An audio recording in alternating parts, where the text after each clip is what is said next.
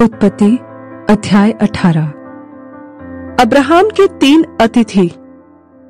Abraham Mamre के बांज वृक्षों के बीच कड़ी धूप के समय तंबू के द्वार पर बैठा हुआ था। तब यहोवा ने उसे दर्शन दिया।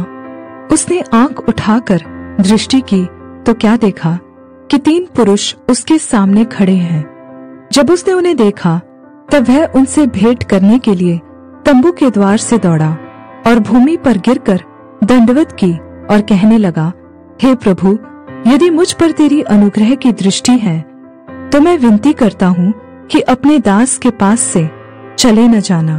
मैं थोड़ा सा जल लाता हूँ और आप अपने पांव धोकर इस वृक्ष के तले विश्राम करें। फिर मैं एक टुकड़ा रोटी ले आऊं और उससे आप अपने अपने जीव को तृप्त करें। तब उसके पश्चात आगे बढ़े, क्योंकि आप अपने दास के पास इसलिए पधारे हैं। उन्होंने कहा, जैसा तू कहता है वैसा ही कर। तब अब्राहम तुरंत तंबू में सारा के पास गया और कहा, 3 सा मैदा जल्दी से गूंद और फुलके बना।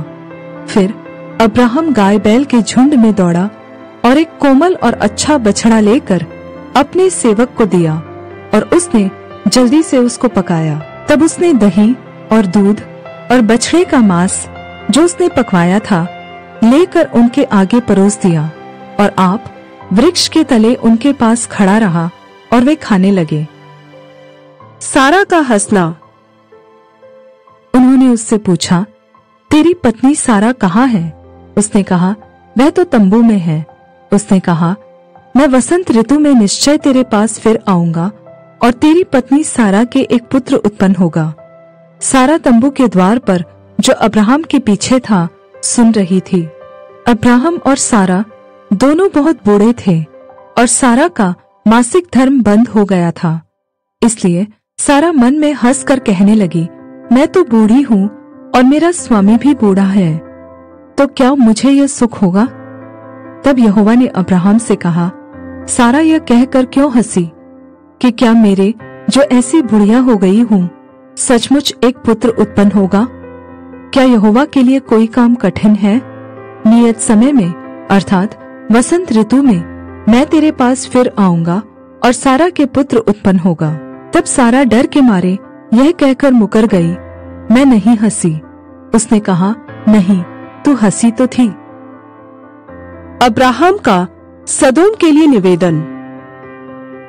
फिर वे पुरुष वहां से चलकर सदोम की ओर दृष्टि की और अब्राहम उन्हें विदा करने के लिए उनके संग संग चला।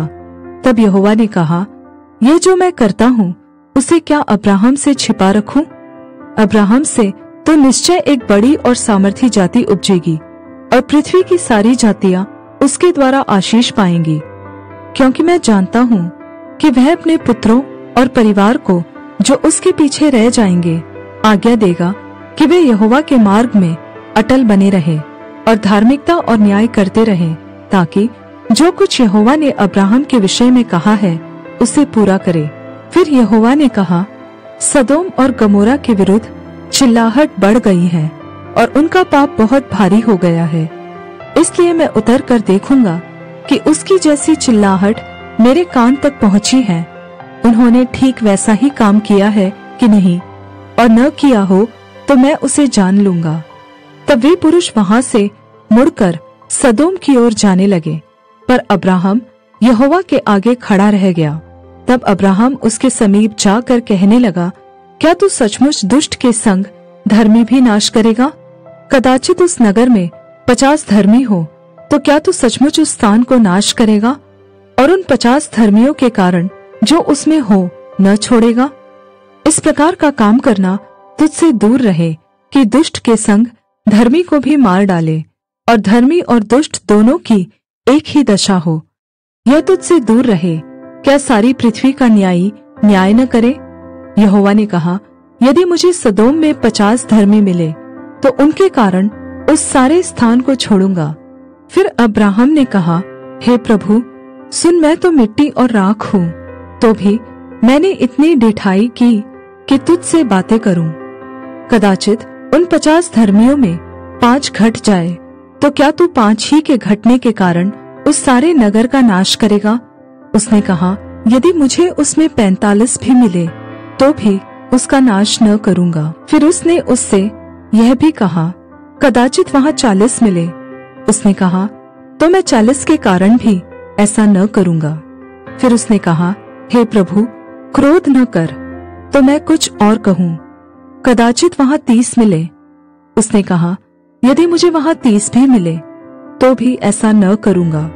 फिर उसने कहा, हे प्रभु, सुन, मैंने इतनी ढिठाई तो की है कि तुझसे बातें करूं, कदाचित उसमें 20 मिले। उसने कहा, मैं 20 के कारण भी उसका नाश न करूंगा। फिर उसने कहा, हे प्रभु, क्रोध न कर, मैं एक ही बार और कहूंगा, कदाचित उसमें 10 मिले। उसने कहा, तो मैं 10 के कारण भी उसका नाश न करूंगा। जब यहोवा अब्राहम से बातें कर चुका तब चला गया और अब्राहम अपने घर को लौट गया।